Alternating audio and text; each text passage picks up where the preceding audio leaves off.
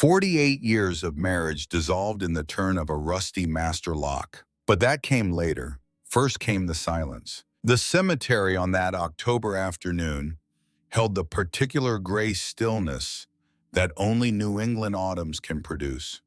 Leaves the color of dried blood clung to the branches of maple trees lining the iron fence, and a cold wind moved across the headstones carrying the faint smell of turned earth and coming rain.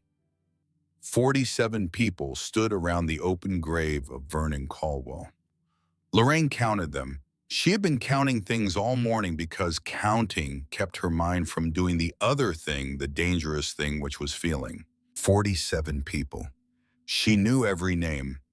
Harold and Phyllis from the Oak Bridge Country Club, the Hendersons from 2 doors down, 6 men from Vernon's old firm who still wore their ties knotted too tight the way actuaries do, as though the precision of the knot could somehow impose order on a chaotic universe.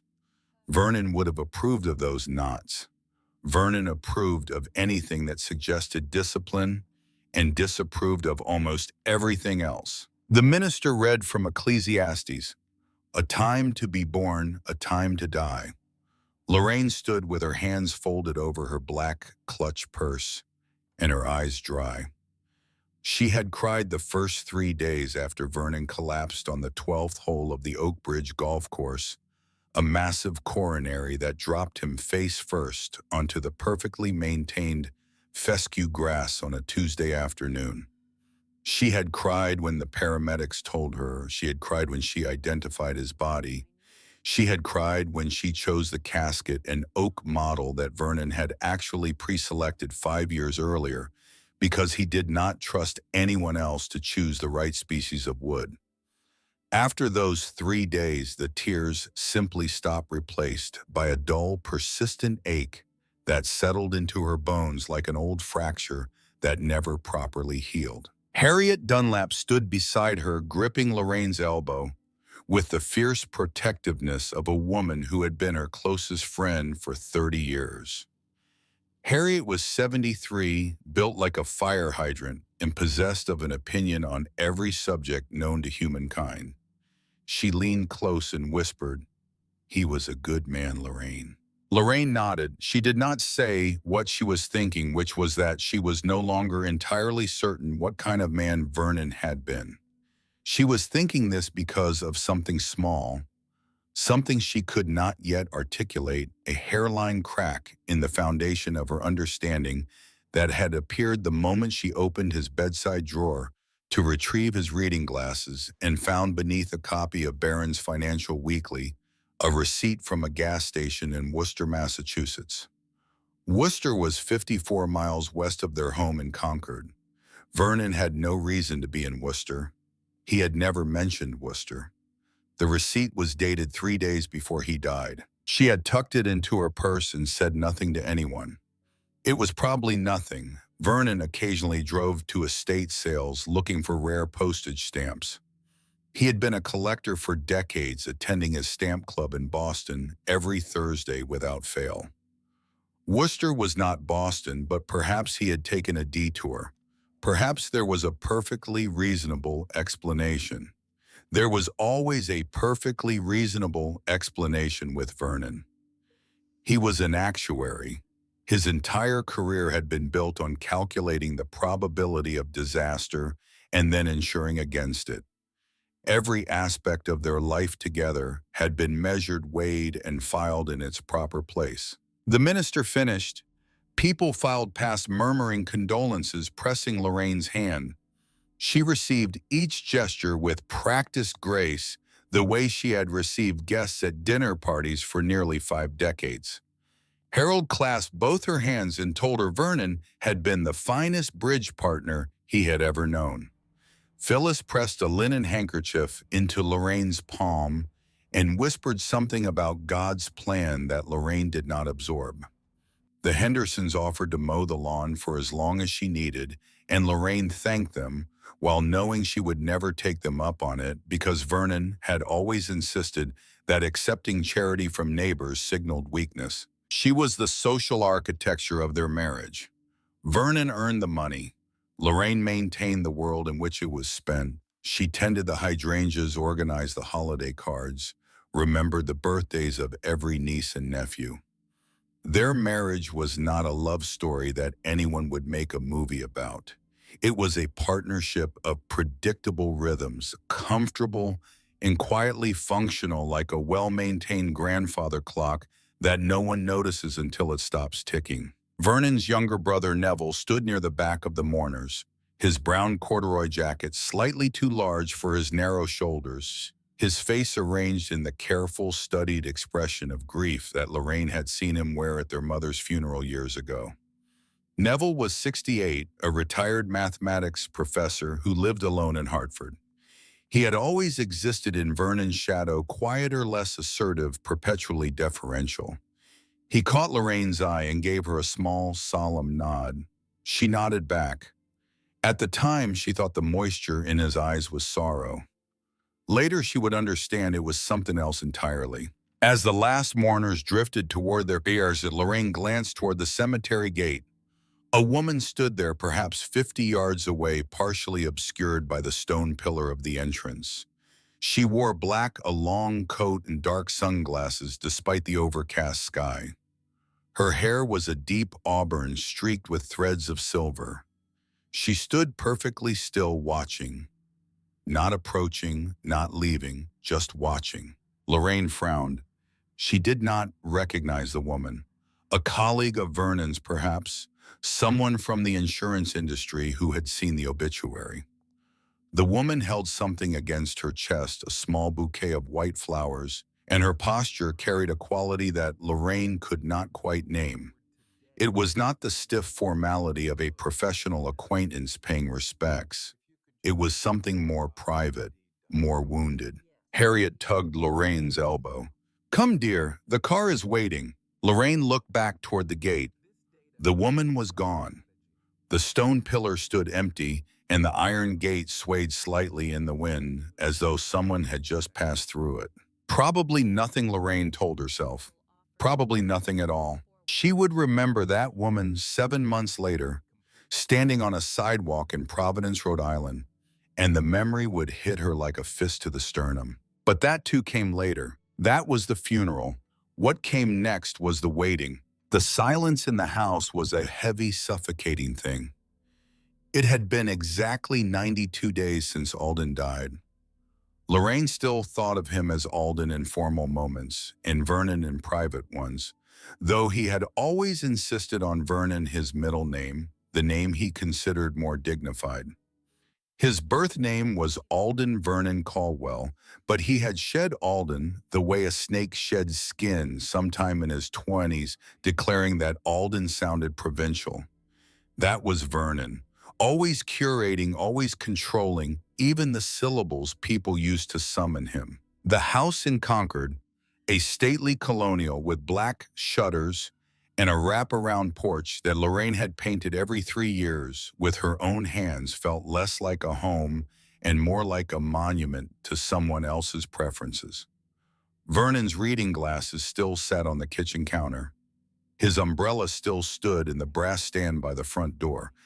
His scent, a mixture of cedar aftershave and the faintly medicinal smell of the arthritis cream he applied to his knees each morning, still clung to the hallway closet where his coats hung in a perfectly spaced row. Lorraine had been unable to touch any of it. For 3 months, she had moved through the house like a guest in her own life, eating toast over the kitchen sink, sleeping on her side of the bed while his side remained undisturbed, watching the evening news in a chair she had never preferred, because Vernon's recliner felt like a throne she had no right to occupy.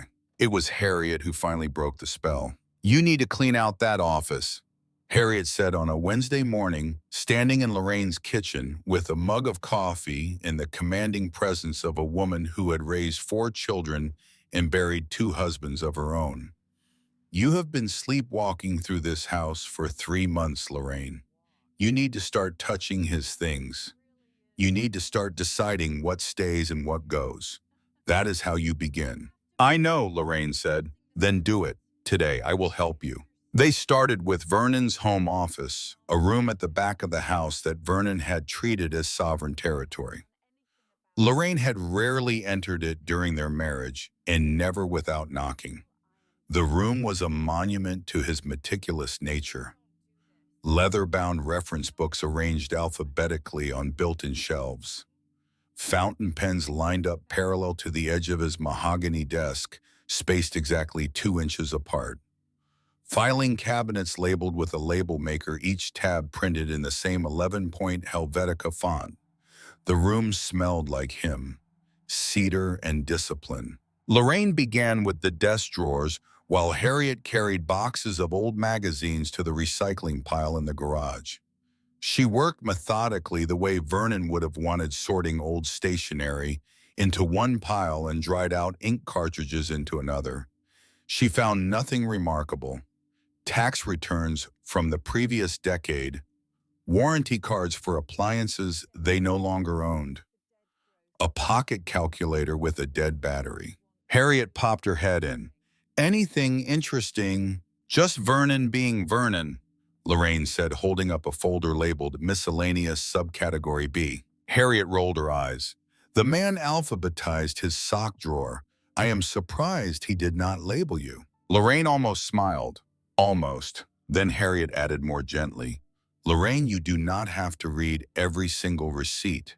Hire a dumpster, toss the lot, and be done with it. Digging through a dead man's filing cabinet is not healing. It is archaeology." Lorraine looked up from the drawer. "This is 48 years of my life, Harriet. I am not throwing it in a dumpster without looking at it first. I am not saying throw away the memories. I am saying do not torture yourself searching for something that is not there. Let the dead rest. I will rest when I am finished." Harriet pressed her lips together in the particular way she did when she was swallowing advice she badly wanted to give. She picked up a box of old National Geographic magazines and carried it to the garage without another word. It was when Lorraine pulled the bottom right drawer entirely out of its tracks to retrieve a fallen paperclip that she saw it. Taped to the raw, unfinished wood on the underside of the drawer was a small manila coin envelope. It was held in place by 3 strips of heavy-duty duct tape, yellowed and brittle with age, the adhesive cracked like old skin. This was not casual storage. This was concealment. Deliberate, careful, and old. Lorraine's heart did the strange fluttering rhythm against her ribs. Vernon did not hide things. Vernon left his computer passwords on a sticky note attached to his monitor. He kept the safe combination written on an index card in his desk because he said a man who could not remember a 6-digit number had no business managing household finances. Secrecy was foreign to his character. Or so she had believed. Her manicured fingers picked at the tape until the envelope came free. Inside was a single heavy brass key. Attached to it by a thin wire loop was a faded plastic tag, the kind you might find at a hardware store. Scrawled in Vernon's unmistakable sharp handwriting were the words "Safeway Storage Worcester, Unit 412. Worcester. The gas station receipt she had found in his bedside drawer flashed through her mind. Worcester, 54 miles west. A place Vernon had no reason to visit. A place he had never once mentioned in 48 years of marriage. Lorraine sat back on her heels, the brass key cold against her palm. She stared at it with the sudden, nauseating awareness that reality has shifted beneath your feet and the ground you trusted is no longer solid. "Harriet!" She called, her voice carefully controlled. Harriet appeared in the doorway. "What is it?" Lorraine held up the key. He had a storage unit in Worcester, hidden under the desk drawer. Harriet set the box down, frowning. "Worcester, what on earth for?" "I have no idea." "Probably his stamps," Harriet said with a dismissive wave. "You know how he was about that collection. He probably kept the expensive ones off-site so they would not be covered under your homeowner's policy. Men do strange things with their hobbies, Lorraine. My first husband kept a boat motor in our attic for 11 years. Do not read too much into it. Lorraine said nothing. She closed her fingers around the key and slipped it into the pocket of her cardigan. Harriet was probably right. It was probably stamps. But something in the deliberateness of the concealment, the duct tape, the hidden envelope, the underside of a desk drawer, would not let the explanation settle. She went straight to his immaculate filing cabinets. She pulled the folders for bank statements, credit cards, and household expenses for the last 10 years. She cross-referenced every entry with a forensic patience that Vernon himself would have admired. There was not a single charge for Safeway storage. No checks written to them, no automatic withdrawals, no line items of any kind. If Vernon was renting a storage unit, he had been paying for it in cash, completely off the books, invisible to the financial record that governed every other aspect of their shared life. That night, Lorraine did not sleep. She lay in bed staring at the ceiling, the brass key on the nightstand beside her, and she thought about a moment from 15 years ago that she had nearly forgotten. They had been driving home from a dinner party, and the radio had drifted to a jazz station. A saxophone solo filled the car, something slow and mournful and achingly beautiful, and Vernon had said almost to himself, "I wanted to learn the saxophone once, when I was young." Lorraine had laughed, not cruelly but with the easy dismissiveness of a woman who knew her husband inside and out. "Vernon, you hate noise." He had reached over and turned off the radio without a word. He never mentioned the saxophone again. She had not thought about that moment in 15 years, but now lying in the dark with a hidden key on her nightstand, she found herself turning it over and over, wearing away at its surface until something new and unsettling began to emerge beneath. How many parts of Vernon had she never been allowed to see? How many parts of him had she simply refused to look at? The next morning, Lorraine did not go to her Wednesday water aerobics class. Instead, she put on her sensible beige trench coat, grabbed her purse, and slid the brass key into her pocket. She backed her Volvo out of the driveway, the tires hissing against the wet pavement. At the end of the street, she reached for the radio. Her fingers found the dial and turned it to the jazz station. A trumpet played softly through the speakers. She almost turned it off. It was reflex. Vernon had always controlled the radio in the car. Classical only. No jazz, no pop, no exceptions. But Vernon was not here. Lorraine left the jazz playing. It accompanied her all the way to Worcester, the first music she had chosen for herself in a moving vehicle in 48 years. Safeway Storage was a sprawling concrete complex on the industrial outskirts of Worcester, flanked by a tire retrading plant and a defunct lumber yard. The buildings were numbered with faded paint on cinder block walls, and the parking lot was cracked asphalt studded with weeds. It was aggressively unremarkable, the kind of place designed to be forgotten the moment you drove away from it. Lorraine pulled into the customer parking lot and walked into the leasing office. A heavy-set man with the name tag that read Boyd was watching a game show on a small television behind the counter. He looked up, chewing lazily on a toothpick. "Can I help you, ma'am?" "Yes," Lorraine said.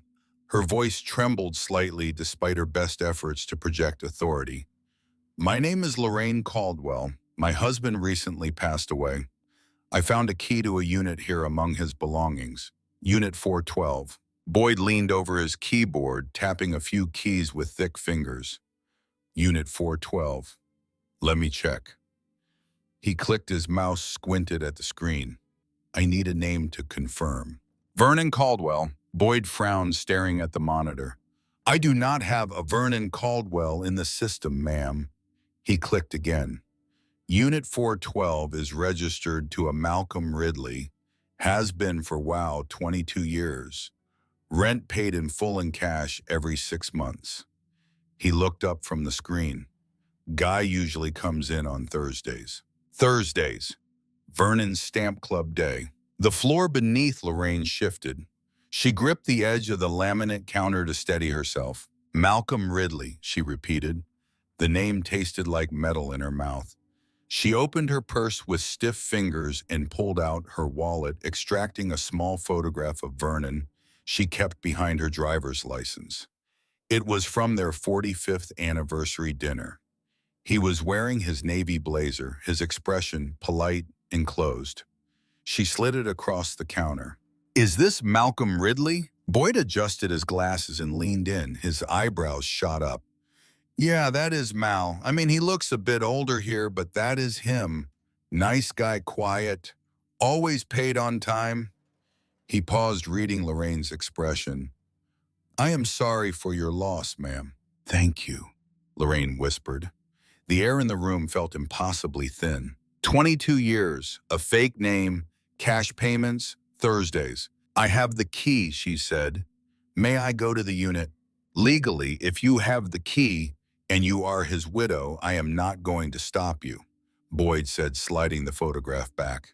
"It is in Building C. Drive around to the back. Second floor, take the freight elevator." Lorraine walked back into her car like a woman moving through deep water. She drove around to Building C with both hands locked on the steering wheel, her knuckles white. The concrete corridors of the storage facility were dimly lit and smelled of dust, old cardboard, and chemical cleaner. The fluorescent tubes overhead buzzed and flickered, casting everything in a sickly, intermittent glow. Her sensible flats echoed loudly against the concrete as she walked down the row of orange corrugated steel doors. 408, 410, 412. She stopped. Her reflection stared back at her in the glossy paint of the metal door. A pale, perfectly coiffed widow in a beige trench coat, standing at the threshold of something she could not yet name. Her hands shook violently as she inserted the brass key into the heavy master lock securing the latch. It turned with a heavy, satisfying click. Lorraine pulled the lock free, slid the heavy iron latch to the right, and took one long, unsteady breath. She grabbed the handle at the bottom of the corrugated door and heaved it upward. The metal screamed in protest, rolling up into the ceiling with a sound like a freight train. She reached inside and pulled the chain for the overhead bulb. The fluorescent light flickered, buzzed, and then bathed the room in a harsh white glow. Lorraine stood in the threshold, her breath catching in her throat, unable to process the impossibility of what lay before her. Unit 412 was not a storage space, it was a life. There were no dusty cardboard boxes, no stacked furniture, no discarded sporting goods. The space, roughly 10 by 15 feet, had been meticulously transformed into a functioning miniature living area. A plush, dark green leather armchair sat in the center of the room, positioned beneath a high-end floor lamp with a cream-colored shade. Beside it was a small mahogany side table holding an empty crystal tumbler and a heavy glass ashtray. The ashtray held the cold remains of pipe tobacco, cherry by the smell of it, sweet and faintly exotic. Vernon did not smoke. He despised the smell of smoke. He had once asked a waiter to reseat them at a restaurant because a man 3 tables away had lit a cigar. Yet here was an ashtray, and the ghost of cherry tobacco hanging in the stagnant air like a confession. Against the far wall stood a large cherry wood desk flanked by 2 towering filing cabinets. A beautiful ornate Persian rug covered the cold concrete floor, its deep reds and golds glowing under the fluorescent light like a wound. The space was clean, organized, and unmistakably lived in. Someone had spent real time here. Significant time. Years. Lorraine stepped inside. Her legs felt like they belonged to someone else. She pulled the metal door halfway down behind her, suddenly terrified of the outside world peering into this private nightmare.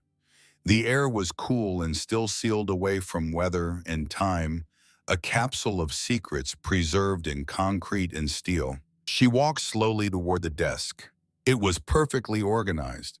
A brass desk lamp, a leather blotter, its surface worn smooth in the center where elbows had rested, and a silver-framed photograph turned precisely at a 45-degree angle toward the leather armchair positioned so that whoever sat in that chair could look up and see it at any moment. Lorraine reached out with a trembling hand and turned the frame toward her.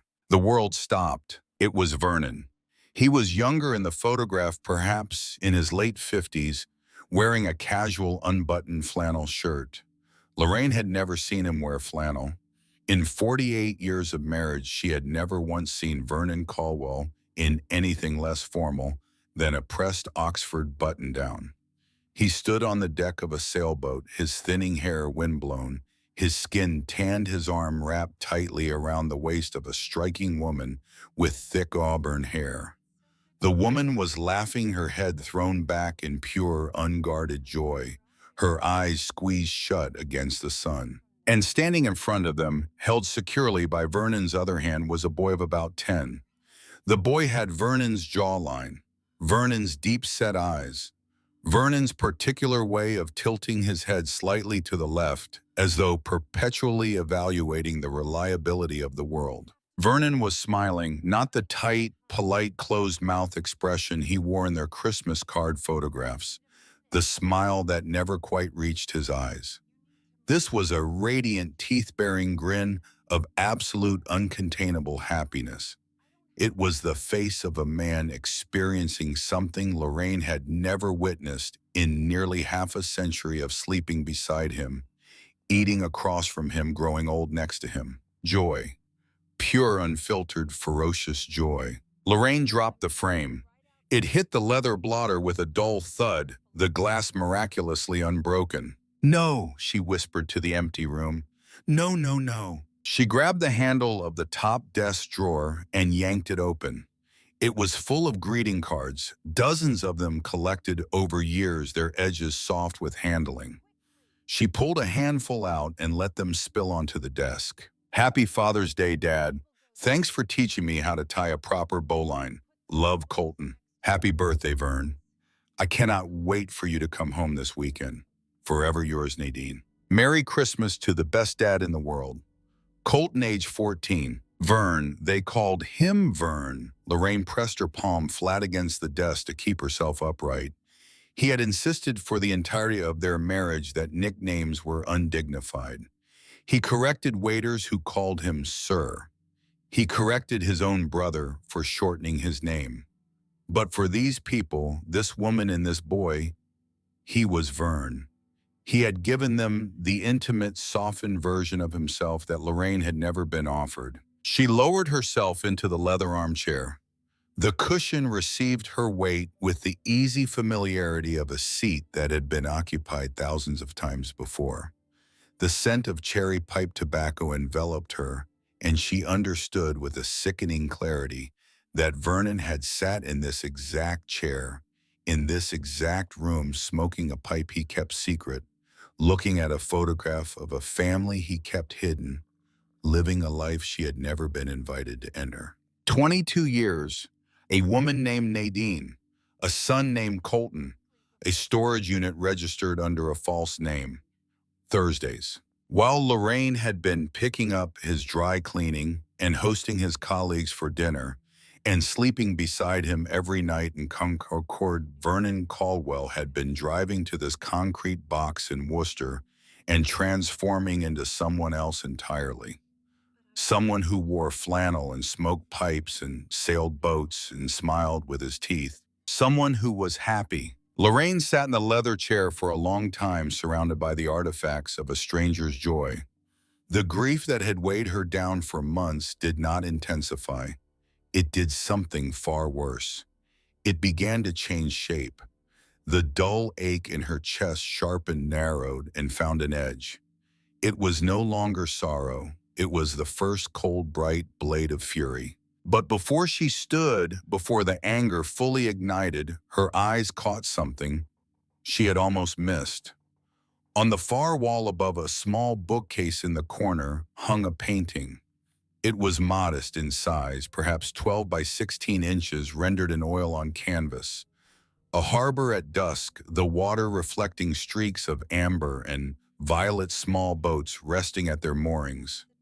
The brushwork was confident but slightly rough, The colors applied with more emotion than technique. Lorraine stared at it. The style was familiar.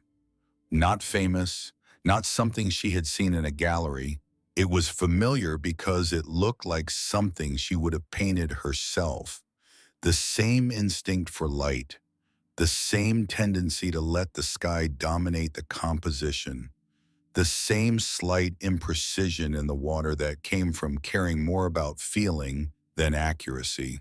Who had painted this, and why had Vernon, the man who had called Lorraine's painting a frivolous hobby, who had suggested more than once that she was wasting her time with brushes and turpentine, hung a painting in this style in the most private room of his secret life? The question lodged itself in Lorraine's mind like a splinter. She did not have the answer. Not yet. But she would carry it with her through everything that followed, a small, sharp mystery nested inside the larger catastrophe, waiting to reveal its meaning at the moment she least expected it. Lorraine Caldwell stood up from the leather chair. She smoothed her trench coat.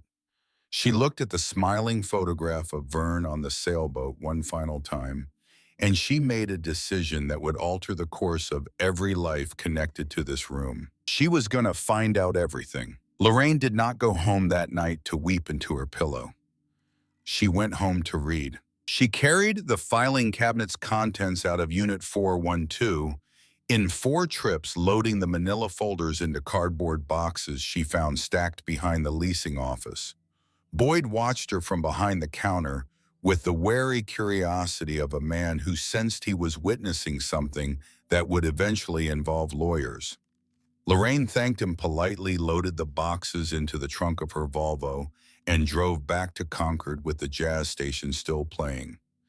She did not turn it off. She would never turn it off again. By midnight, the kitchen table had disappeared beneath a landscape of documents, bank statements, property records, insurance policies, personal letters bundled with rubber bands, report cards, photographs, the paper trail of a man who had built 2 lives with the same compulsive precision he applied to everything from the spacing of his fountain pens to the temperature of his evening Merlot. Lorraine started with the finances because money, unlike emotion, does not lie. The first drawer she had emptied was labeled Financials in Vernon's block printing. Inside a thick manila folder marked Providence Property contained a deed to a house on Elmwood Avenue in Providence, Rhode Island, purchased 20 years ago. The names on the deed were Malcolm Ridley and Nadine Prescott. Lorraine stared at the woman's name until the letters blurred. Nadine Prescott.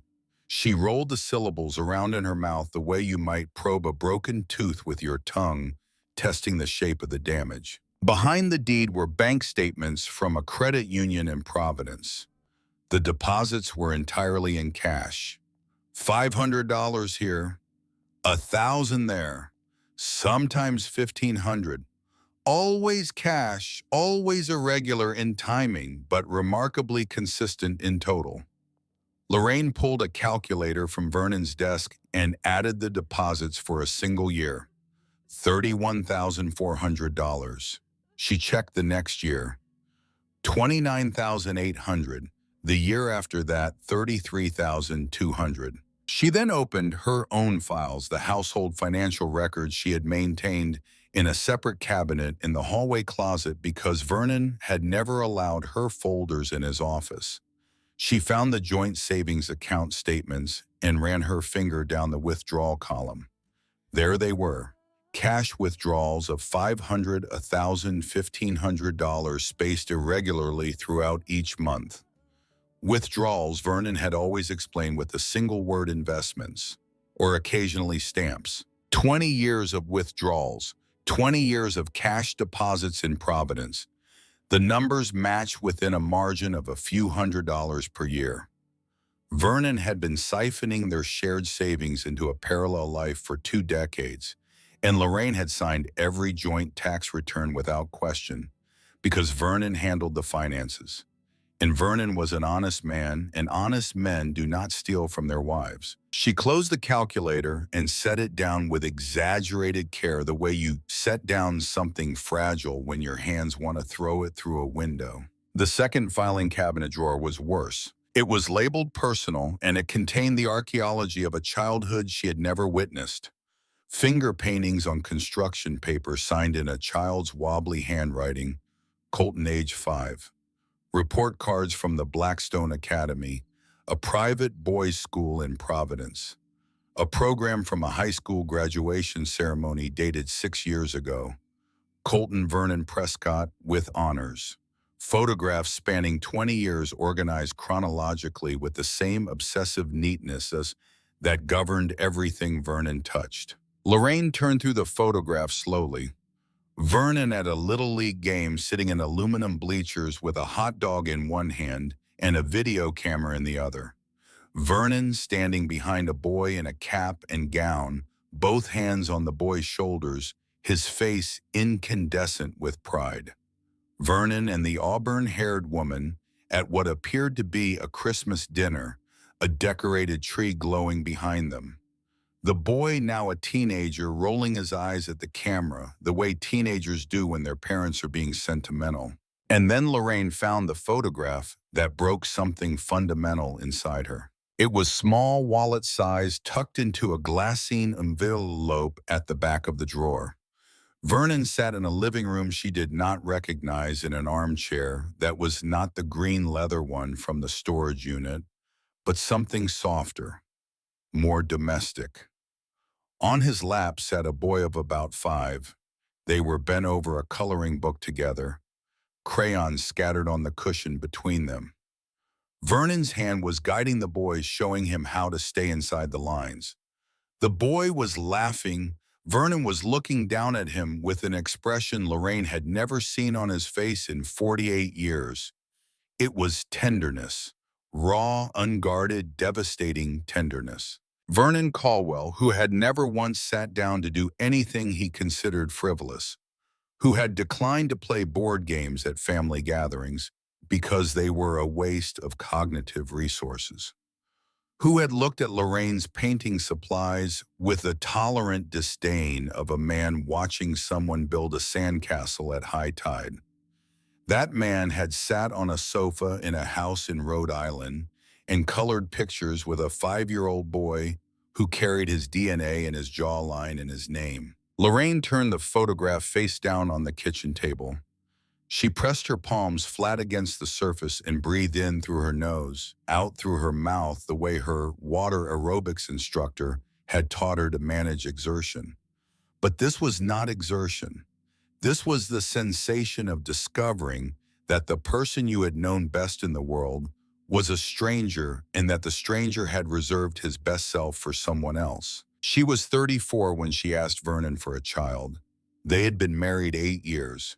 The Concord house was paid off, and Lorraine had felt something shift inside her, a biological urgency that transcended logic. She had prepared her case the way Vernon would have wanted, with research and reason. She had left pamphlets on his desk. She had broached the subject over dinner with a calm, measured tone. Vernon had listened. He had nodded gravely.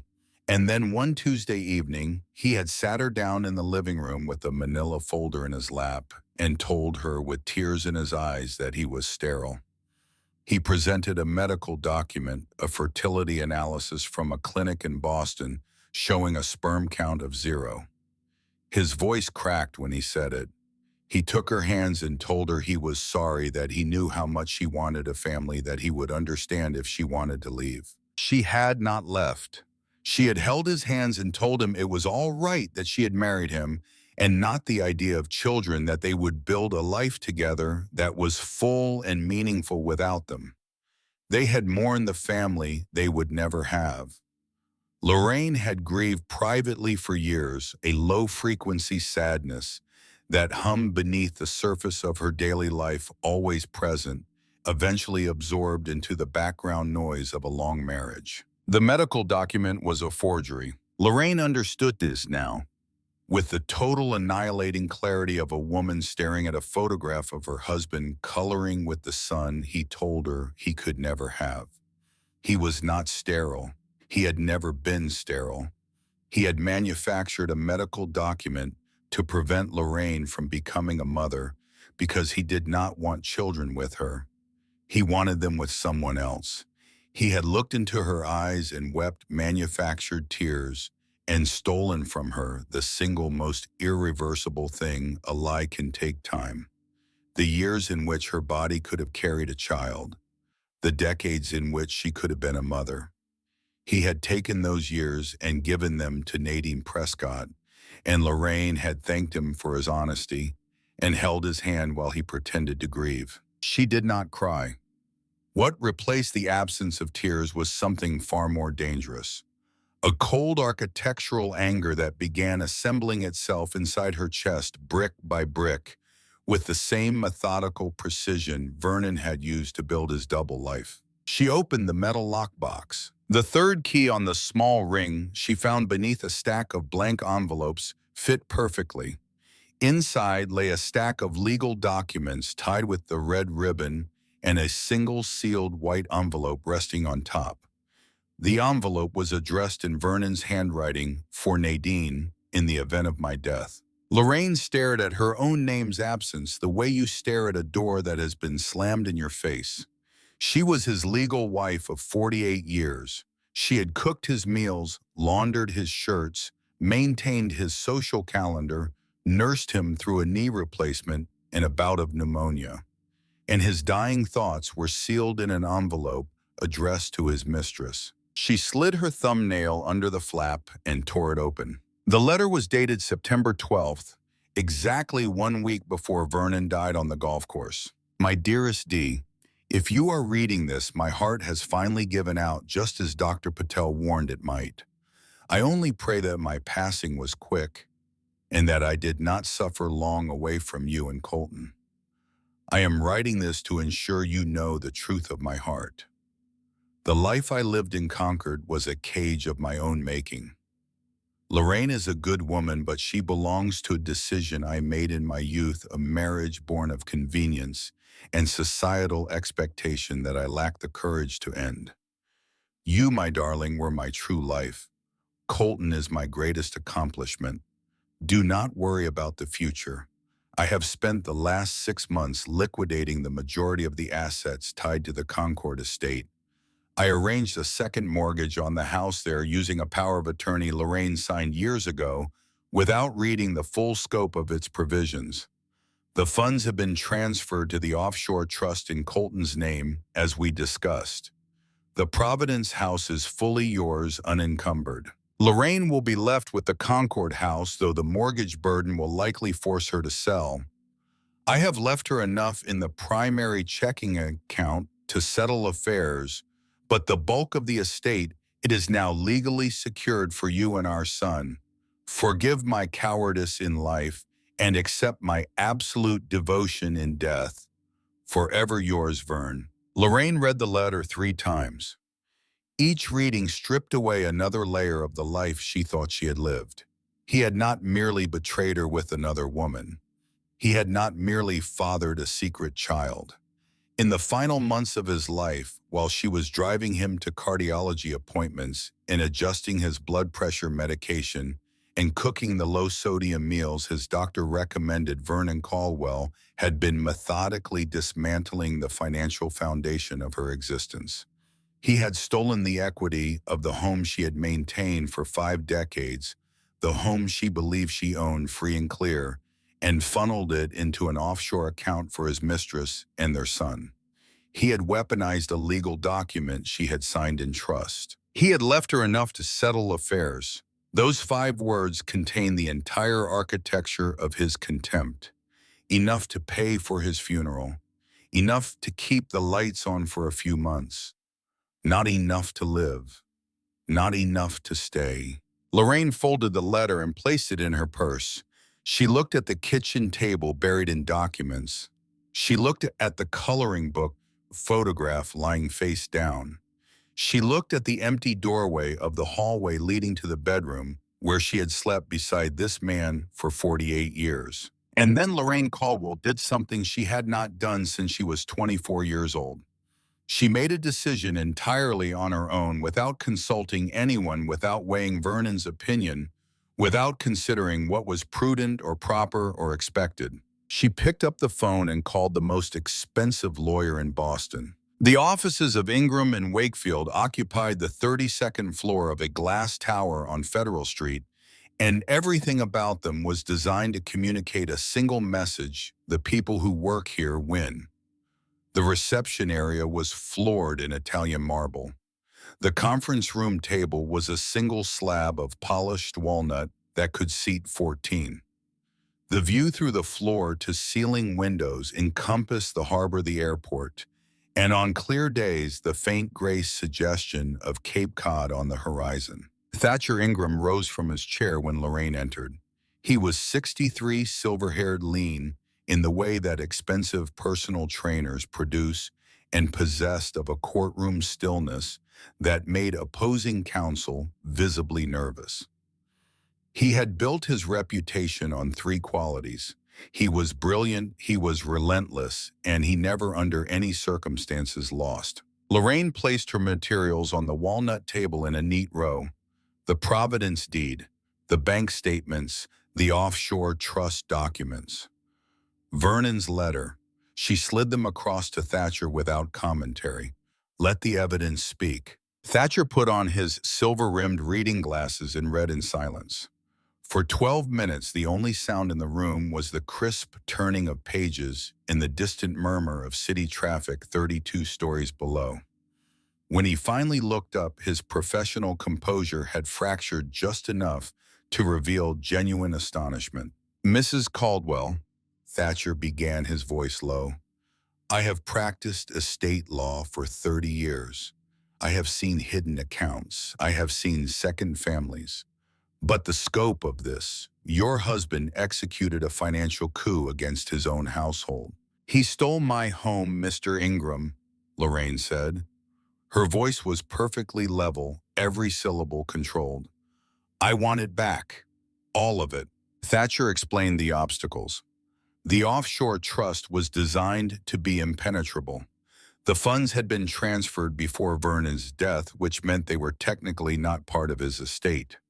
If the power of attorney appeared legally valid, the bank would hold Lorraine responsible for the second mortgage.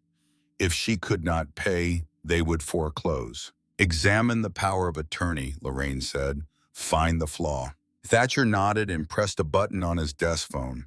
A moment later, the door opened, and a woman entered carrying a laptop and a leather portfolio.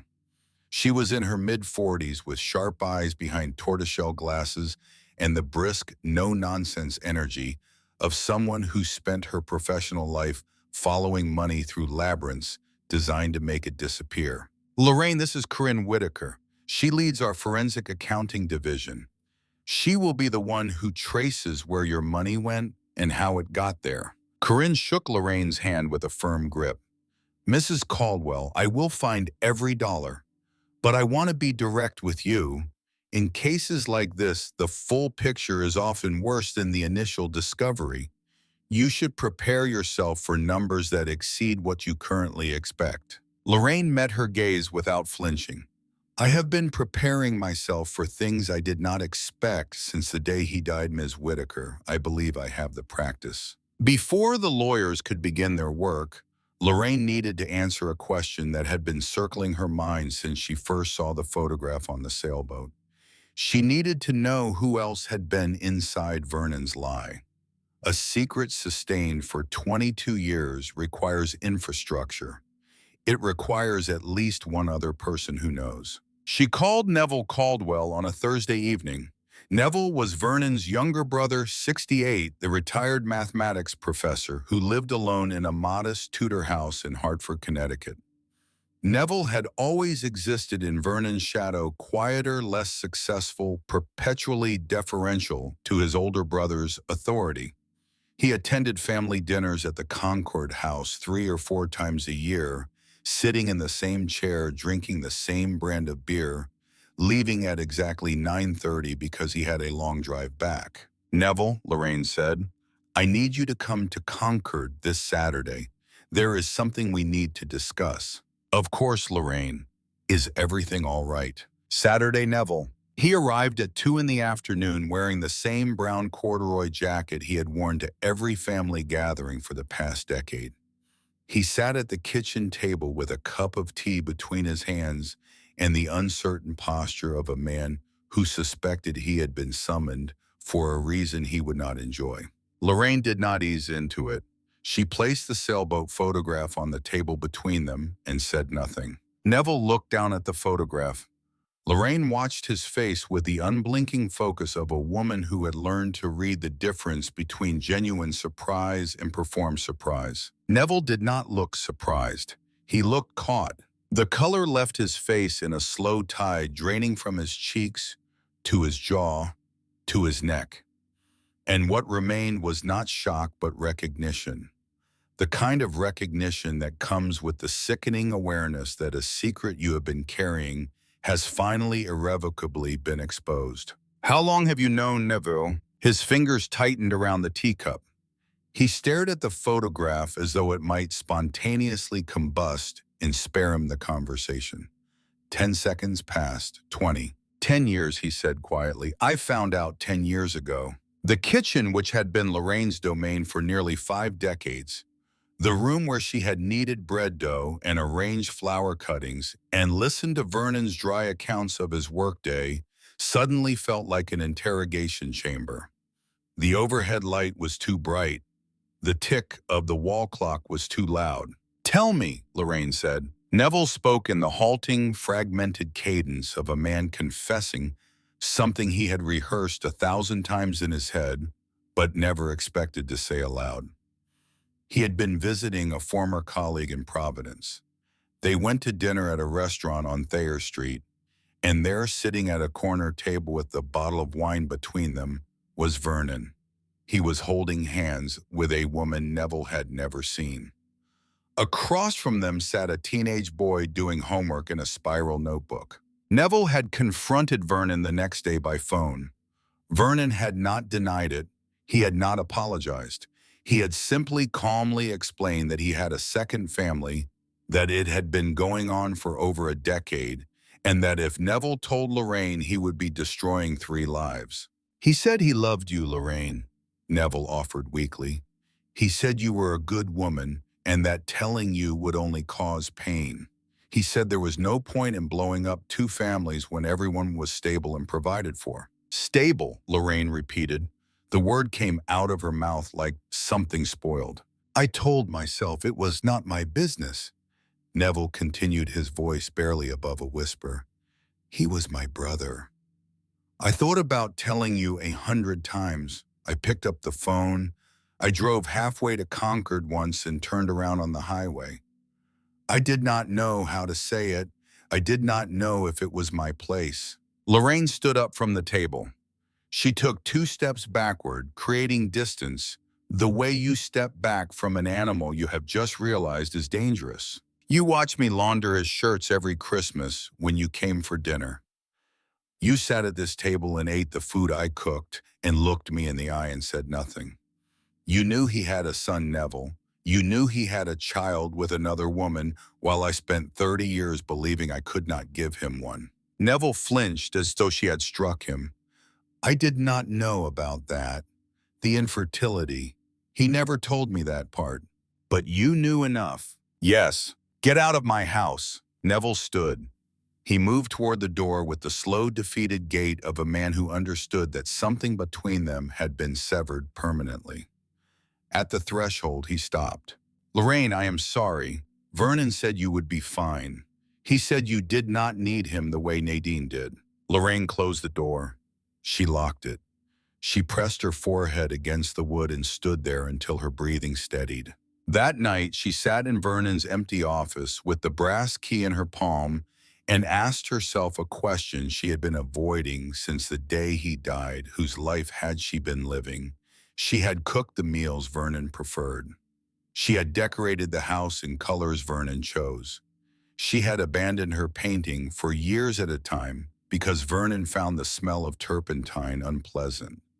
She had skipped vacations she wanted to take because Vernon preferred to save money. Money that, as she now knew, he had been funneling to a house in Providence, where a woman with auburn hair was living the life Lorraine had been denied. Who was Lorraine Caldwell without Vernon Caldwell, she did not know, and the not knowing frightened her more than anything she had found in Unit 412. 4 days later, Corinne Whitaker called. "Mrs. Caldwell, I have completed the initial trace of your husband's financial activities.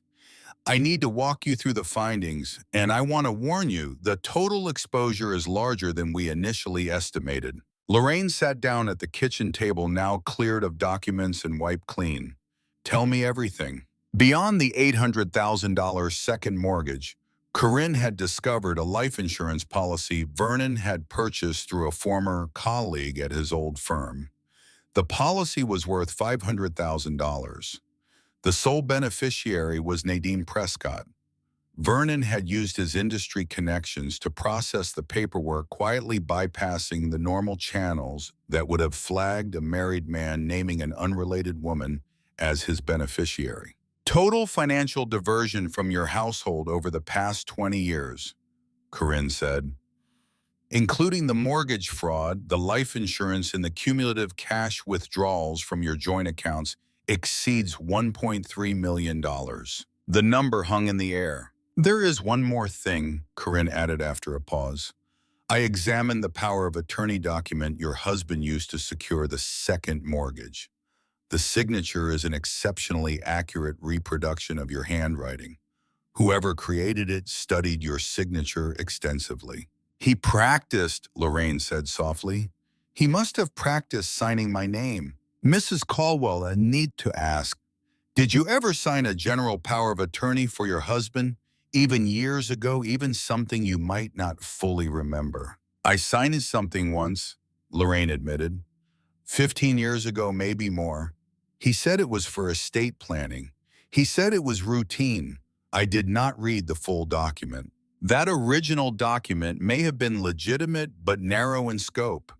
What he presented to the bank 18 months ago was far broader, and it was notarized by a woman named Estelle Garner. Lorraine wrote the name down. Estelle Garner. She did not yet know the significance of that name, but she would. Within a week, it would become the crack in the wall that brought the entire structure down. On a Friday morning that smelled of wood smoke and fallen leaves, Lorraine drove to Providence. She told herself she was going for reconnaissance. She told herself she needed to see the house to verify the address, to understand the physical dimensions of Vernon's betrayal. These were rational justifications. The truth was simpler and more primal.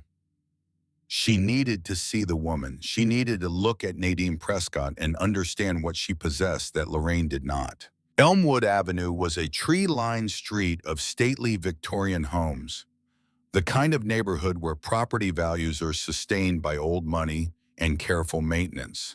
Number 42 was a slate blue Victorian with a wraparound porch, leaded glass windows, and window boxes overflowing with late-season chrysanthemums. It was exquisite. Lorraine parked 2 blocks away and waited.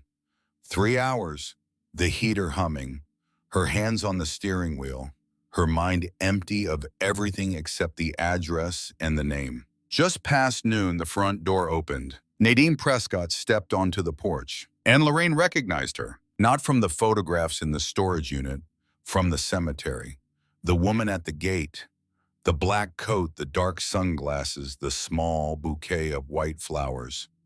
The woman who had stood at the edge of Vernon's funeral and watched Lorraine grieve from 50 yards away and then disappeared before anyone could ask her name. Nadine had been at the funeral. She had stood there watching Lorraine cry for a man they had shared, and she had not said a word. She had clutched her white flowers and watched and left. The realization landed in Lorraine's chest with a physical force that made her grip the steering wheel until her knuckles went white.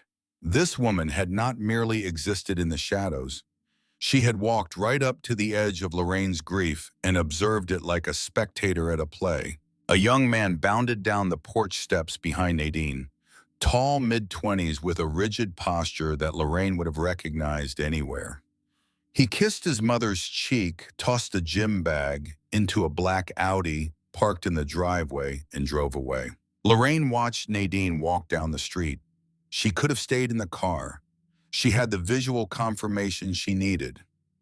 But something pulled her out of the Volvo with a force that had nothing to do with reason and everything to do with the particular fury of a woman who has been lied to for longer than some people are alive. She followed at a distance.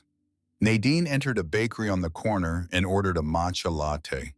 When she exited, her eyes on her phone, she bumped shoulders with Lorraine on the sidewalk. "Oh, excuse me," Nadine said lightly, not looking up.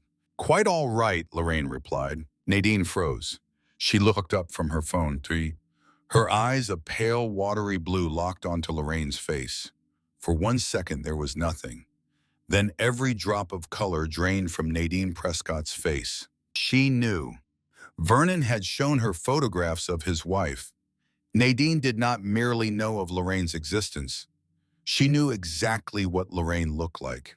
"You," Nadine breathed. "Hello, Nadine. I imagine I am the last person you expected to see." What followed was not a conversation.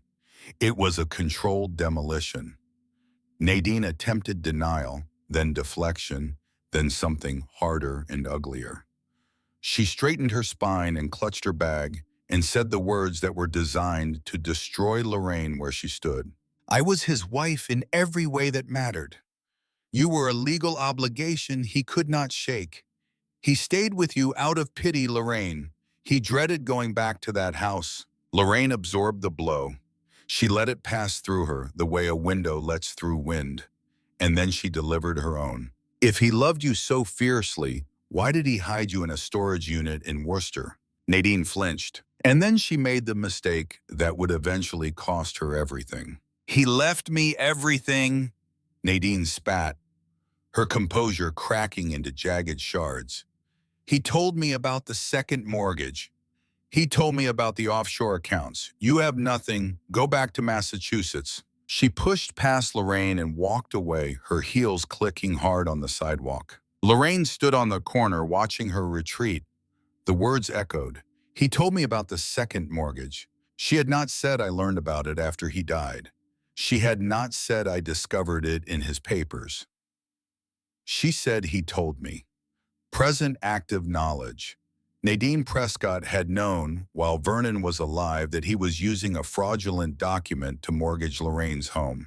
She was not a passive recipient of stolen money. She was a participant. Lorraine pulled out her phone and called Thatcher Ingram. She knew about the forged power of attorney. She admitted it to my face unprompted. Thatcher's response was sharp. "You confronted her, Lorraine. I strongly advised against contact until we had completed our investigation.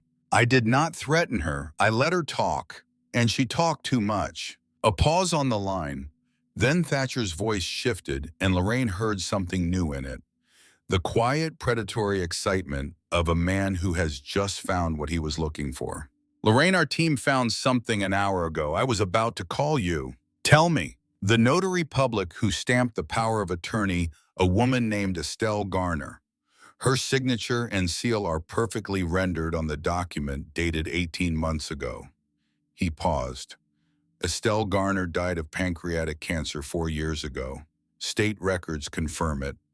The notary stamp on your husband's document belongs to a dead woman." Lorraine closed her eyes. She leaned against the brick wall of the bakery and felt the cold October air fill her lungs. Vernon, the man who calculated mortality rates for a living. He had failed to verify whether the notary whose identity he had stolen was still alive. He had made the one mistake his entire career had trained him to avoid. He did not check the death records. "What does this mean, Thatcher?" "It means the power of attorney is entirely fraudulent. The second mortgage is void. The bank cannot enforce it. And because the funds that entered the offshore trust are direct proceeds of wire fraud and forgery, the trust protections collapse. We can reach the money." Lorraine opened her eyes. She looked down the street toward where Nadine had disappeared. Somewhere behind those manicured hedges and Victorian facades, a woman was sitting in a house paid for with stolen equity, secure in the belief that she had won. "Do it," Lorraine said. "Burn it all down." She hung up the phone, and for one moment, standing alone on a sidewalk in Providence, she felt the full weight of what she was about to unleash. Not triumph, not satisfaction, something more complex and more honest. The cold, clear knowledge that the next move would cause suffering not just to Nadine, but to a 24-year-old young man who had done nothing wrong except be born to the wrong father. She thought of Colton, the boy in the coloring book photograph, the young man with the gym bag and the rigid spine, Vernon's son. Then she thought of the fertility document, the forged medical report that had stolen her chance to be someone's mother. And the complexity collapsed into something simpler and harder. She walked to her car and drove home. The federal agents arrived at the slate blue Victorian on Elmwood Avenue at 8 o'clock on a Monday morning, 3 weeks and 2 days after Lorraine said the words, "Burn it all down." She was not there to witness it. She was in her garden in Concord, kneeling on a foam pad in the cold November soil, pruning the climbing roses on the back patio trellis. The roses were dormant, their canes bare and thorned, but Lorraine pruned them anyway because the act of cutting away dead wood had become in recent weeks the closest thing she had to meditation. She cut with purpose. She cut with precision. She was removing what no longer served. The phone rang at 8:17. "It is done, Lorraine." Thatcher Ingram's voice carried the sharp, compressed energy of a man who had just executed a sequence of legal maneuvers with the timing and coordination of a military operation. Federal agents served the asset freeze on Nadine Prescott's domestic accounts at 8 a.m. Simultaneously, our international injunction reached the bank in the Cayman Islands, holding the offshore trust. And perhaps most significantly, the FBI paid a visit to Ms. Prescott's residence to discuss the matter of interstate wire fraud forgery of state credentials and the use of a deceased notary's identity to authenticate fraudulent financial documents. Lorraine snipped a dead cane from the trellis. The withered segment dropped onto the cobblestones with a dry, papery sound. How did she respond? "Her attorney contacted me 20 minutes ago. He sounded like a man who had just been informed that the floor he was standing on was not in fact a floor. They want to mediate immediately. They are, in a word, terrified." "Let them sit with it," Lorraine said. She pulled off one gardening glove and held the phone closer to her ear. 3 weeks. Let them understand exactly what it feels like to wake up every morning wondering whether the life they built is about to disappear. Lorraine, from a strategic standpoint, delay works in our favor. Every day, the freeze remains in place, their legal costs compound, and their negotiating position deteriorates. 3 weeks is entirely reasonable. 3 weeks, Lorraine repeated. Then we meet. She hung up and returned to the roses. A cardinal landed on the fence post and watched her with its head tilted the way birds do when they are trying to determine whether a human is dangerous. Lorraine regarded the bird for a long moment. She had spent 48 years being the kind of woman that no one, not even a cardinal, would consider dangerous. She had been polite, accommodating, invisible in the particular way that wives of methodical men become invisible, absorbed into the routine until they are indistinguishable from the furniture. That woman was gone. The 3 weeks passed with the strange, elastic quality of time during periods of sustained tension. Lorraine filled them with deliberate acts of reclamation. She donated Vernon's recliner to the Salvation Army and watched 2 men carry it down the porch steps and load it into a truck. She cooked meals she had never been permitted to cook, dishes Vernon had dismissed as ethnic or too spicy, and she ate them alone at the kitchen table with a glass of wine that was not Merlot. On the second Tuesday at 3 in the morning, she woke in the dark and could not return to sleep. She went down to the kitchen. The house was silent in the way that old houses are silent at 3 a.m., Not truly quiet, but murmuring with the small, mechanical sounds of a structure settling into itself. The refrigerator hummed. A pipe ticked somewhere in the walls. The furnace exhaled warm air through the floor vents. Lorraine sat at the table and looked at the wall where the wedding photograph hung. She and Vernon, 1976. She was 24. He was 26. Her dress was simple cream colored with a high collar that was fashionable at the time. Vernon wore a dark suit and a tie that was slightly too wide because it was the 70s, and all ties were slightly too wide. They were both smiling. Not the performative smiles of their later years, but the genuine, slightly nervous smiles of two young people who believed they were doing the right thing. For the first time since she had opened Unit 412, Lorraine cried. She did not cry for the Vernon who had betrayed her. She cried for the Vernon who had existed in 1976, the young man who stood beside her at the altar and said the words and perhaps meant them. She cried for the version of their marriage that might have been the one where he told her the truth about wanting children, the one where they either found a way through it together or separated honestly and gave each other the chance to build real lives with real people. She cried for the decades of genuine moments that were now contaminated by the knowledge of what had been happening simultaneously every Thursday, every cash withdrawal, every lie delivered with the calm fluency of a man who had practiced deception until it became as natural as breathing. She remembered their first night in the Concord house. They had not yet bought furniture. They lay on sleeping bags on the hardwood floor of the empty living room, and Vernon had said, his voice quiet in the dark, "We are going to build our whole life right here, Lorraine. This house is going to be ours forever." She had believed him. She had believed every word.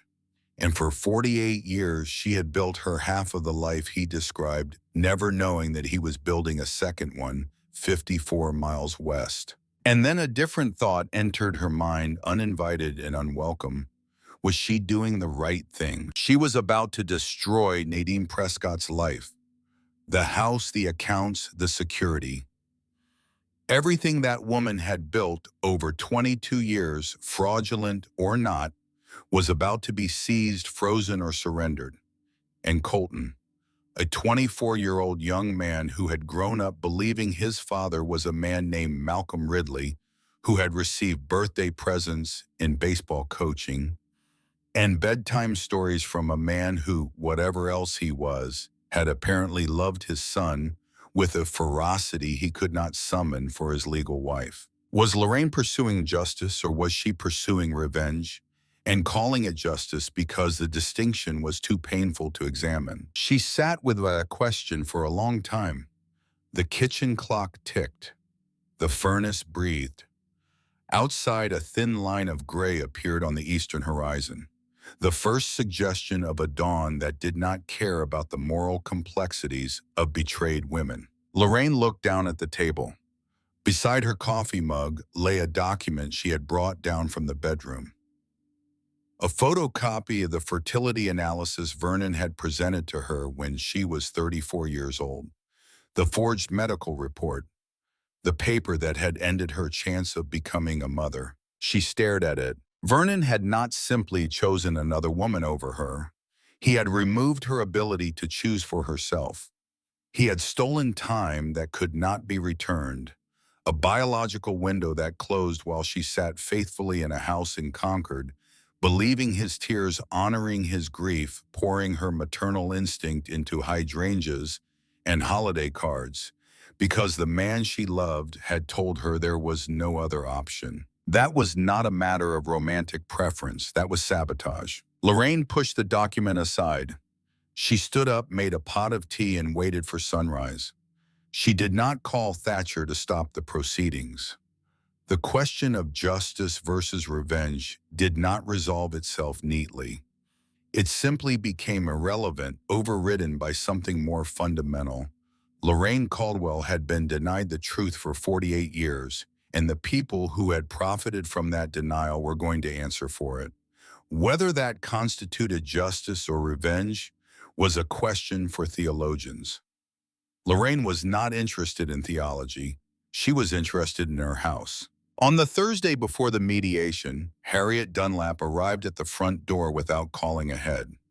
She stood on the porch in her heavy winter coat, her breath visible in the cold air, holding a casserole dish covered in aluminum foil. It was the universal language of New England women. "I have come to feed you," which means I've come to talk. Lorraine let her in. They sat in the kitchen. Harriet placed the casserole in the refrigerator and poured herself a cup of coffee from the pot Lorraine kept perpetually warm.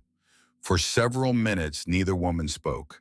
Harriet looked around the kitchen, noting the rearranged furniture, the absence of Vernon's recliner visible through the living room doorway, the new curtains Lorraine had hung the previous weekend. "I heard," Harriet said finally, "not the details, but enough. The FBI came to talk to the bank about the mortgage. Dorothy Henderson told me." "Dorothy Henderson tells everyone everything, as you know." "I know. Why did you not tell me, Lorraine?" Lorraine considered the question. "Because you told me to let the dead rest." Harriet absorbed this without flinching. She wrapped both hands around her coffee mug and stared into it as though the answer to something complicated might be floating on the surface. "I was wrong," Harriet said. "I was wrong, and I am sorry.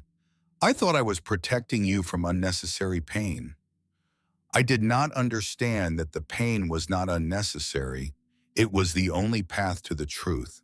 You could not have known." "No, but I could have listened instead of advising.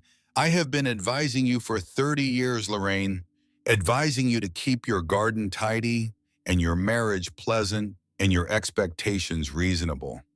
Maybe if I had listened more and advised less, you would have told me about the gas station receipt from Worcester the day you found it, and you would not have driven out there alone." The silence between them is not the silence of estrangement. It was the silence of two old women recalibrating a friendship that had been built on certain assumptions that had turned out to be incomplete. "I need something from you," Lorraine said. "Anything." "The mediation is next Thursday in Boston. I need you to be there, not to speak, not to advise, just to be in the room. I need someone present who knew me before Vernon decided who I was." Harriet set down her coffee mug. "I will be there." 2 days later, a letter arrived. It came in a plain white envelope with no return address, postmarked from Providence, Rhode Island. The handwriting on the front was young, clean, and unfamiliar. Lorraine opened it, standing at the kitchen counter, and read it once, standing in the morning light. "Mrs. Caldwell, my name is Colton. I do not know the right way to begin this letter, so I will begin with the truth.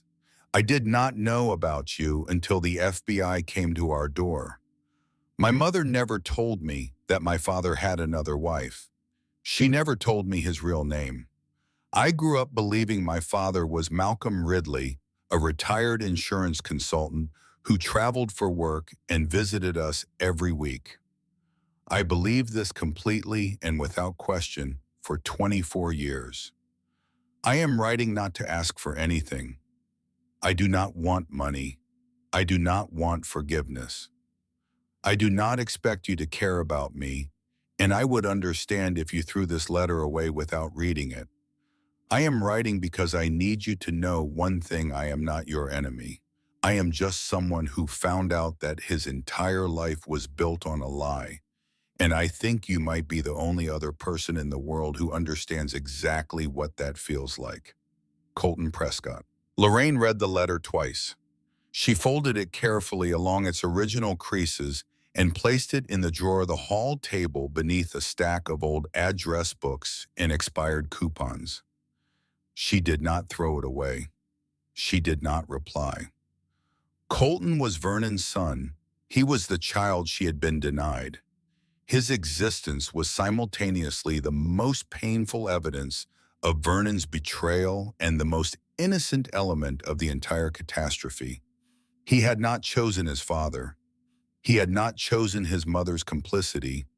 He had colored in a book on Vernon's lap at the age of 5 and grown up believing a set of facts that turned out to be fiction. Lorraine did not hate Colton, but she was not ready to hold space for his grief alongside her own.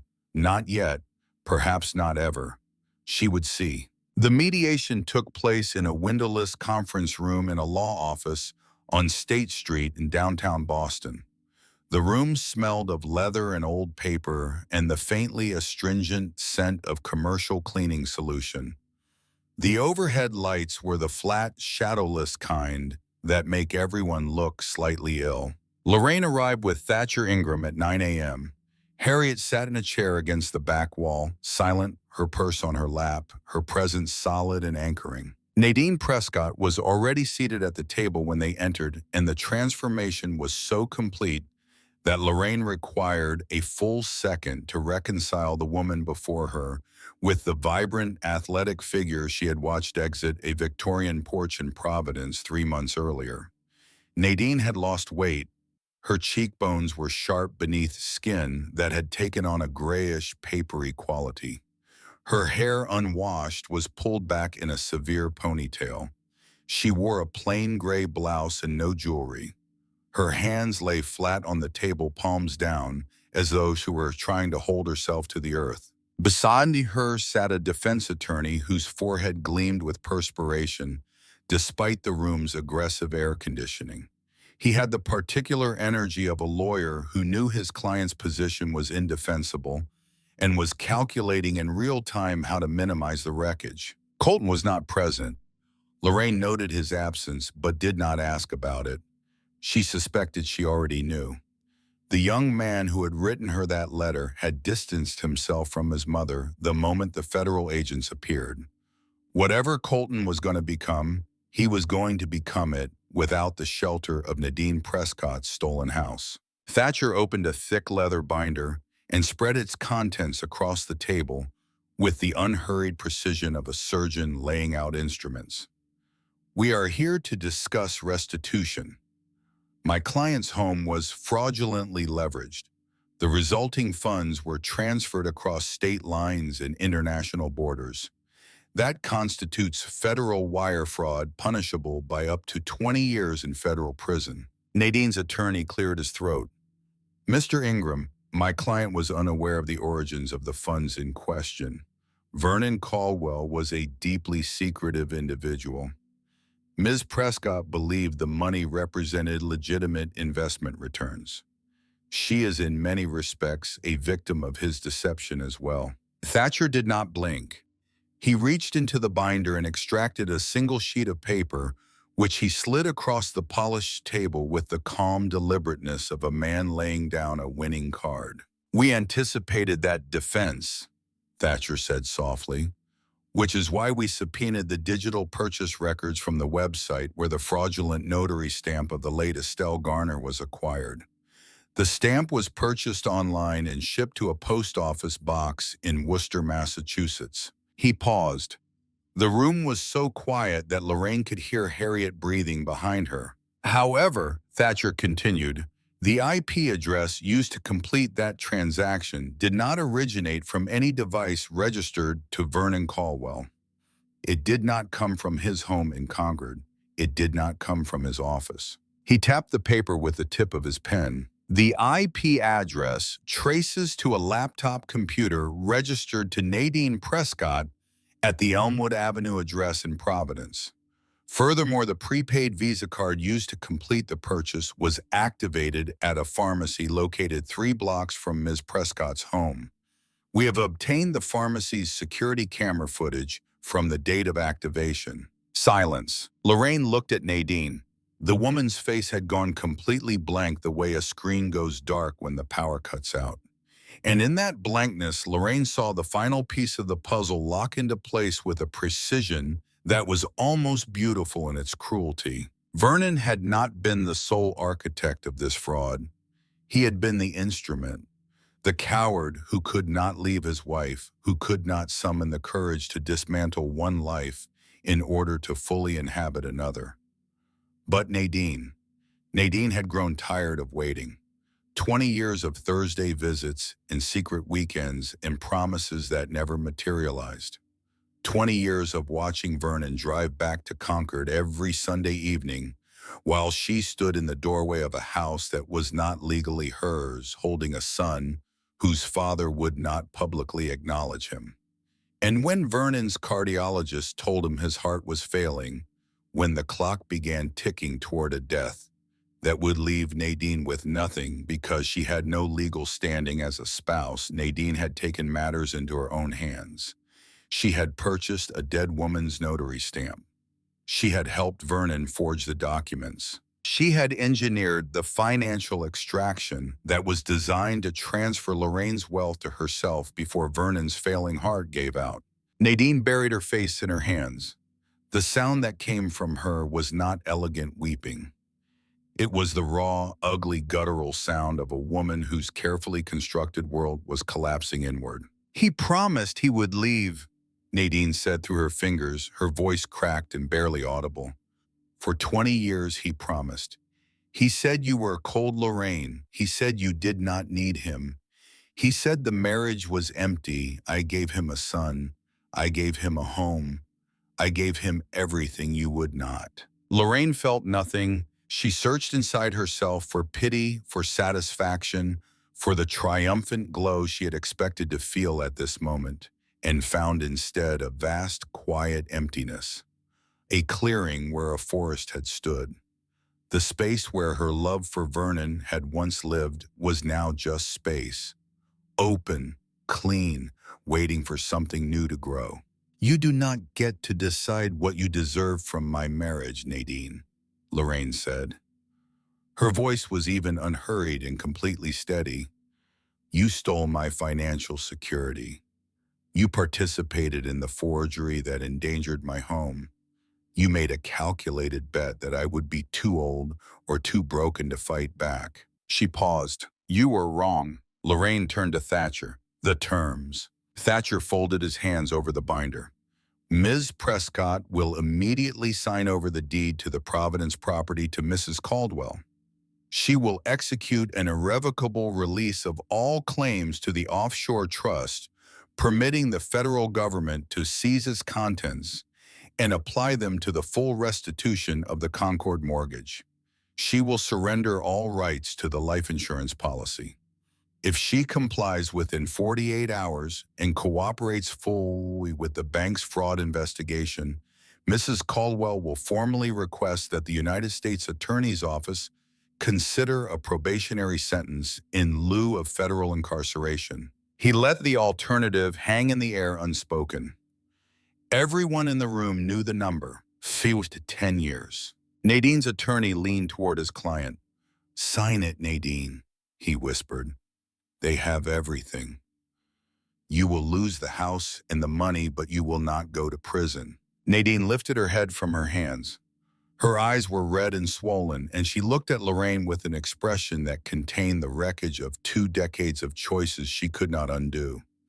She picked up the pen. Her hand trembled so violently that the first letter of her signature was nearly illegible. She signed, "22 years of stolen luxury erased by a stroke of ink on a Thursday morning in a windowless room in Boston." 6 months later, the house in Concord was transformed. The heavy mahogany furniture that Vernon had selected was gone sold at an estate auction that drew antique dealers from 3 states. The dark, oppressive office at the back of the house had been painted a brilliant, luminous yellow, the color of daffodils in April, and converted into a painting studio. Lorraine had installed a large window on the north wall, the kind of window that artists prize for its consistent, diffused light, and she had arranged her easel so that she could see the garden while she worked.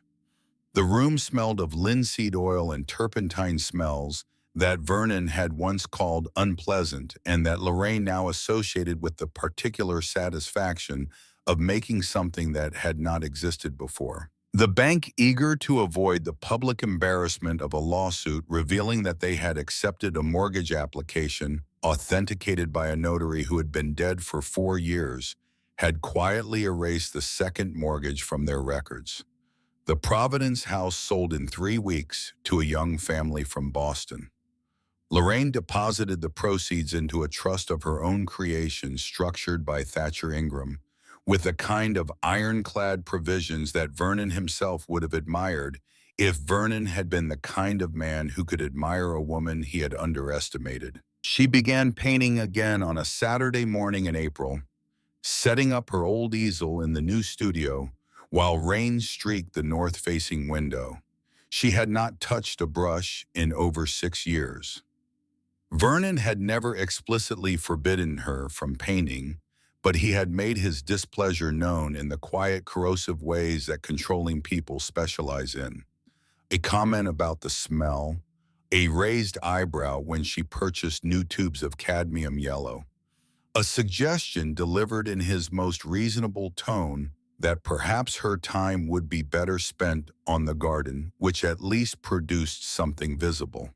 She had put the brushes away, telling herself she had lost interest when what she had actually lost was permission. The first painting she completed in the yellow studio was a small landscape of the Concord River at dusk. It was imperfect, the water was overworked, and the sky needed more restraint. But it was hers. Every brushstroke was a decision she had made without consulting anyone, and the accumulated weight of those small independent decisions felt more revolutionary than anything that had happened in the conference room in Boston. Lorraine signed up for an oil painting class at the Concord Community Center.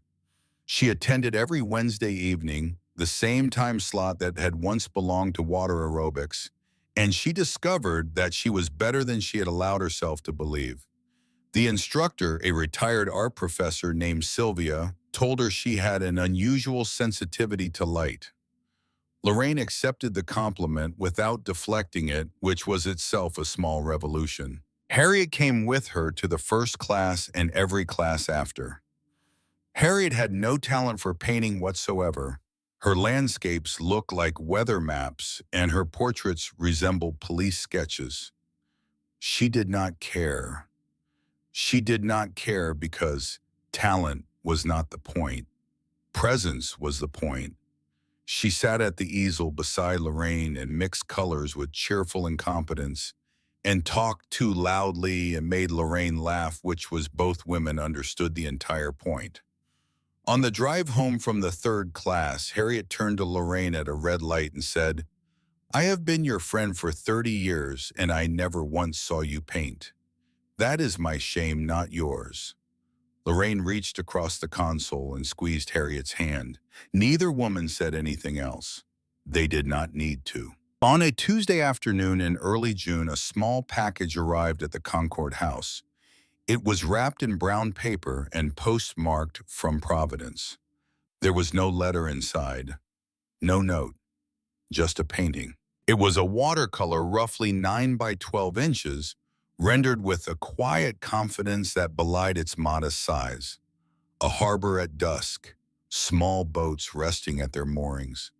A sky streaked with amber and violet, the colors bleeding into each other, with the particular softness that watercolor produces when the artist knows exactly how much water to use and exactly when to stop. In the bottom right corner, in small, careful letters, see Prescott. Lorraine held the painting for a long time. She turned it in the light from the kitchen window, studying the brushwork, the composition, the instinct for color. It was good, not student good, genuinely good, and the style, the way the sky dominated the frame, the slight imprecision in the water that came from prioritizing feeling over accuracy, the emotional temperature of the piece, warm but restrained, as though the painter were reaching towards something he was not yet sure he was allowed to touch. She thought about the painting she had seen on the wall of Unit 412 a year ago, the oil painting of a harbor at dusk that had stopped her cold because the style looked like her own. It had not been painted by her. It had been painted by Colton. Vernon's secret son, who had inherited not his father's compulsion for order or his talent for deception, but something that must have come from somewhere deeper in the genetic architecture. something that Vernon had dismissed in Lorraine as frivolous and then watched flourish in the home he raised in Providence. The irony was so precise it felt almost authored.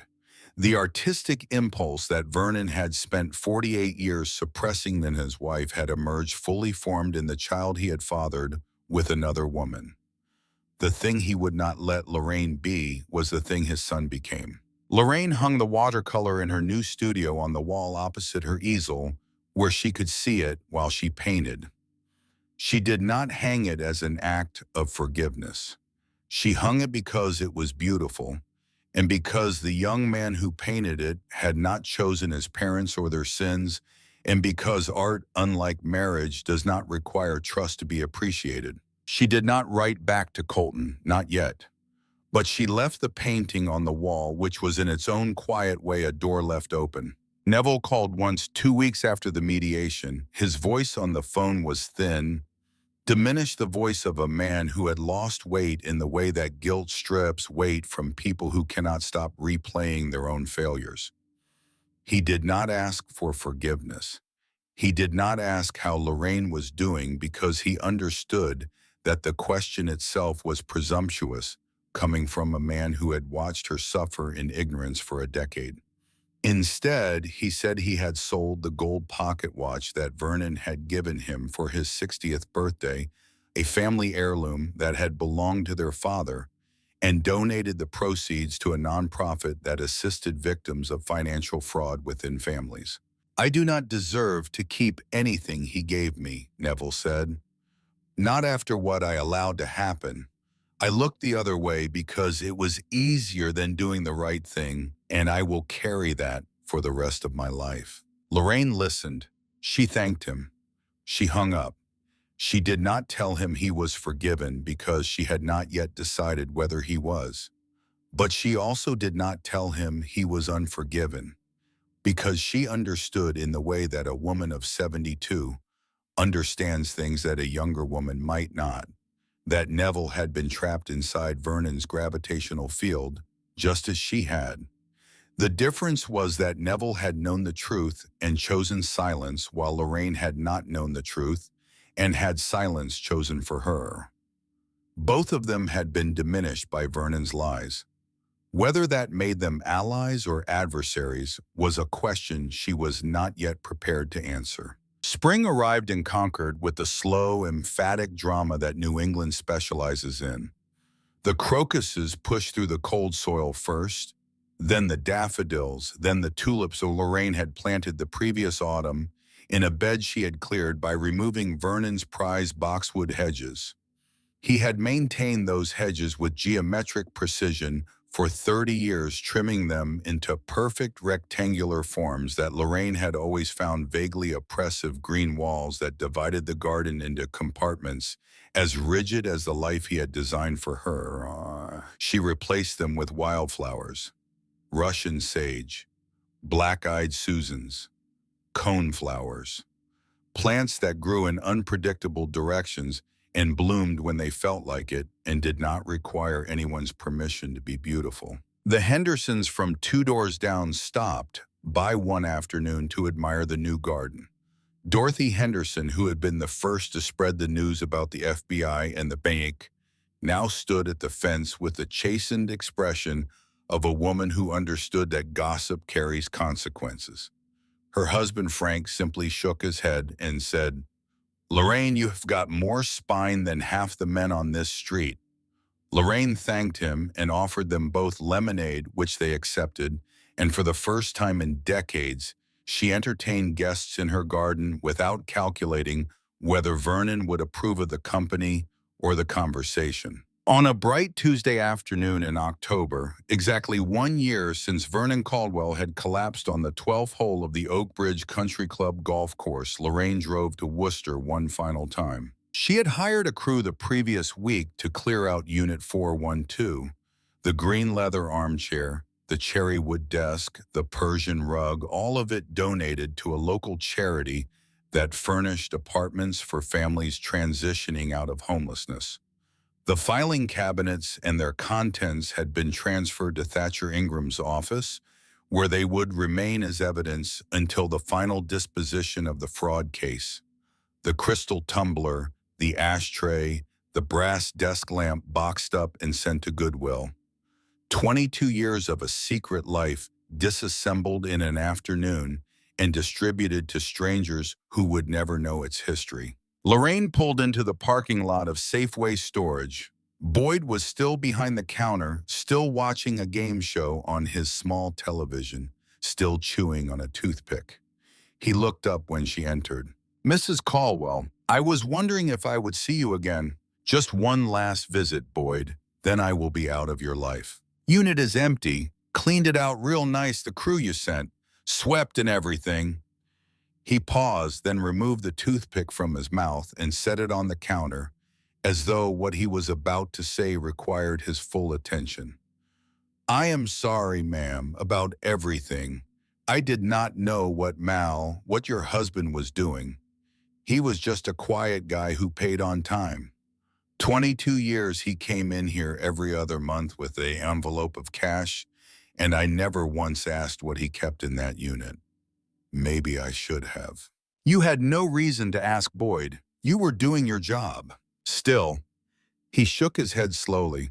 "A man walks in here with a fake name for 22 years and nobody bats an eye. Makes you wonder what else people are hiding behind all these orange doors." Lorraine looked at him with an expression that was not quite a smile but contained something warmer than anything she had felt in this building before. "You have nothing to apologize for." She drove around to Building C and took the freight elevator to the second floor.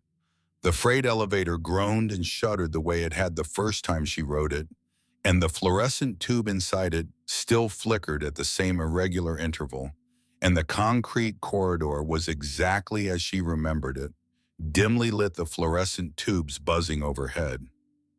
But Lorraine was not the same woman who had walked this corridor a year ago. That woman had been trembling. That woman had been afraid of what she might find behind a locked door. This woman had already found it, survived it, and dismantled it. Her shoes echoed against the floor as she walked the familiar route. 408, 410, 412. The corrugated steel door was rolled up, revealing the empty interior. Just a concrete box, 10 by 15 feet of bare floor and bare walls, and a single fluorescent bulb hanging from the ceiling on a chain. No ghosts, no furniture, no photographs, no scent of cherry pipe tobacco. Just an empty space that had once contained the evidence of a man's double life and now contained nothing at all. Lorraine stood in the threshold and reached into her purse. She took out the brass key. She held it in her palm and felt its weight, which was not the weight of brass and metal, but the weight of a year that had changed the molecular structure of her identity. Grief, betrayal, fury, the 3 a.m. kitchen table and the question she could not answer, the sound of Nadine weeping in a conference room, the letter from a young man who signed his name Colton, the watercolor of a harbor at dusk, Harriet sitting beside her at a painting class, cheerfully destroying a canvas and making Lorraine laugh for the first time in months. She tossed the key onto the concrete floor. It landed with a bright metallic ring that echoed off the bare walls and then faded into silence. Lorraine Caldwell turned her back on Unit 412. She walked down the corridor, rode the freight elevator to the ground floor, and stepped out into the afternoon sunlight. It was the kind of October light that exists only in New England, golden and sharp-edged, the light of a season that is ending but has not yet surrendered. She stood beside her car for a moment, her face tilted toward the sky, and she breathed. She did not feel triumphant. She did not feel vindicated. She felt something more durable and more honest than either. She felt present. She felt for the first time in 48 years that she was standing in her own life on ground she had chosen, under a sky she was seeing with her own eyes, instead of through the window Vernon had permitted her. Lorraine drove home to Concord with the jazz station playing. The trumpet carried a melody she did not recognize, something slow and wandering and unresolved, the kind of music that does not end so much as open outward, leaving space for whatever comes next. She did not turn it off, she turned it up. The stately colonial on Maple Street looked different in the autumn light. The new wildflower beds had gone to seed, their dry stalks swaying in the breeze, and the porch needed painting, and the gutters needed cleaning, and none of that mattered because the house belonged to her. Not to Vernon's memory, not to a mortgage held together by a dead woman's forged signature. To her, Lorraine Caldwell, 72 years old, widowed, deceived, robbed, and still against every calculation Vernon could have run, still standing. She parked the Volvo in the driveway and walked up the porch steps. Before she went inside, she paused and looked back at the street. The maples were turning. Red and gold and amber, the same colors Colton had used in his watercolor, the same colors that would fill her studio window every October for as many Octobers as she had left. Lorraine Caldwell did not just survive her husband's betrayal. She dismantled his secret empire piece by stolen piece, and from the wreckage she built something Vernon had never thought her capable of building, a life that was entirely her own. The storage unit in Worcester was meant to be a shrine to one man's hidden truth. Instead, it became the map a 72-year-old woman followed out of a 48-year darkness and into the unfiltered, unforgiving, and spectacularly beautiful light of her own unfinished life. Sometimes the most dangerous thing a deceitful man can leave behind is a woman who finally opens her eyes.